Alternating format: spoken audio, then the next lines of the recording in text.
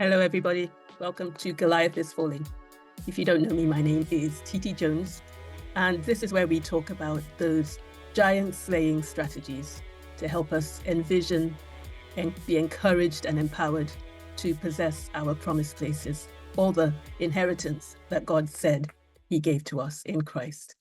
And today I was thinking about this month of March. We are at the end of March. Earlier this month, we had International Women's Day. Yesterday in the UK was Mother's Day. And as a family, we celebrated my own mum. She was 95 years old in the middle of March. And I wanted to come and really to celebrate my mum, celebrate all the strong and amazing women that I know come and watch these videos. Some of you I chat to, some of you I know. You are resilient, you are powerful. You know, if you use those some of these Bible apps that do a proverb a day, you are probably reading Proverbs 31 and being reminded of that virtuous woman, the Proverbs 31 woman. And she reminds me of my mum. She reminds me of myself and so many women that I know. My mum grew up without a mum, really. Her mother died when she was 4 years old, and she had no real role models of a mother.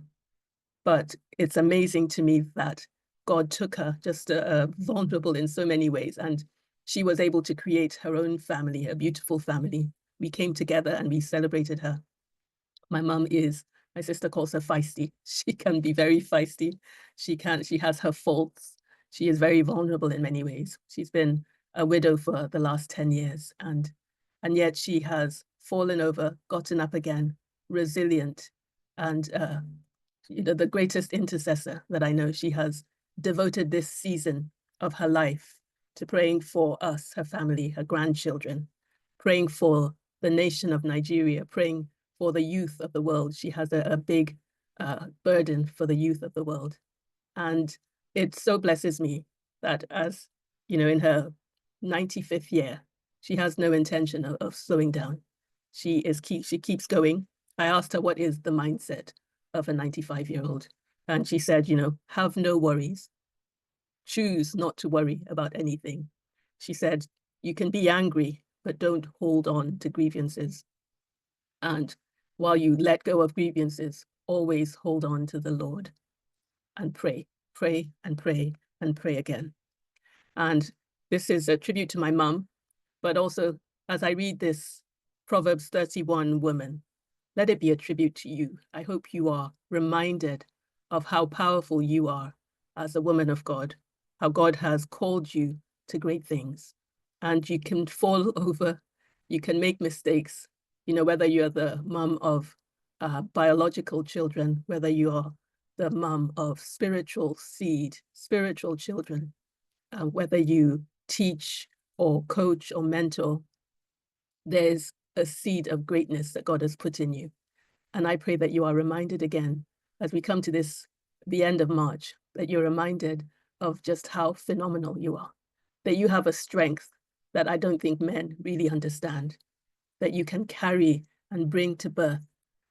Nations are in you. And so this is the Proverbs 31 woman. And I'm going to read it in the Passion Translation. The Passion Translation calls her the radiant bride, because she is also the bride of Christ.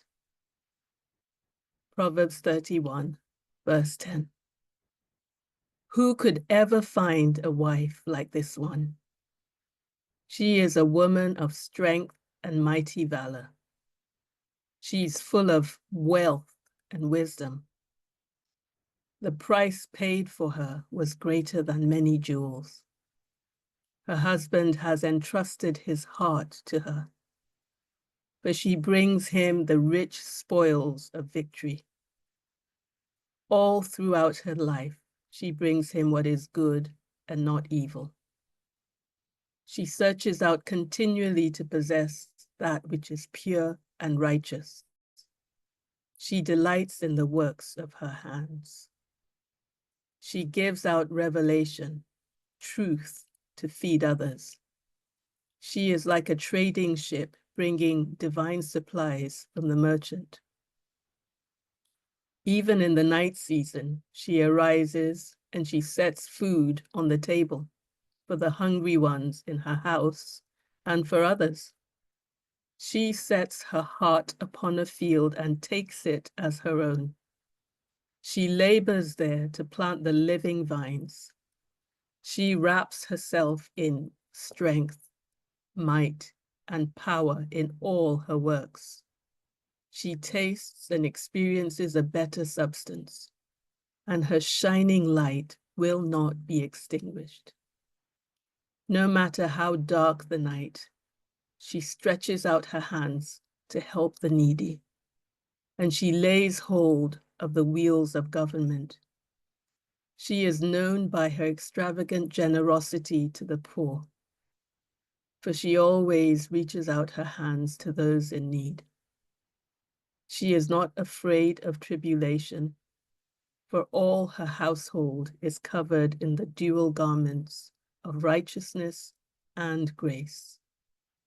Her clothing is beautifully knit together, a purple gown of exquisite linen.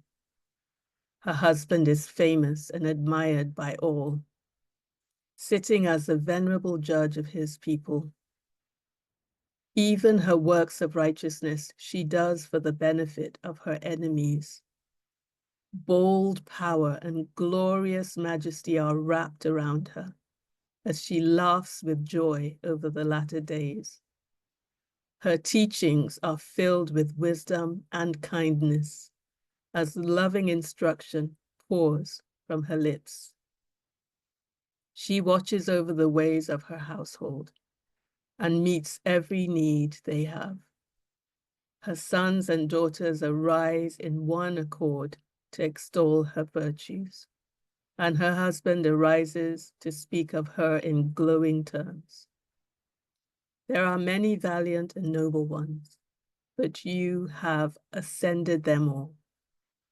Charm can be misleading, and beauty is vain, and it so quickly fades. But this virtuous woman lives in the wonder, awe, and fear of the Lord. She will be praised. So go ahead and give her the credit that is due. For she has become a radiant woman, and all her loving works of righteousness deserve to be admired at the gateways of every city. Enjoy the grace for growing old gracefully, and see you next week. Don't forget to like, subscribe, and share.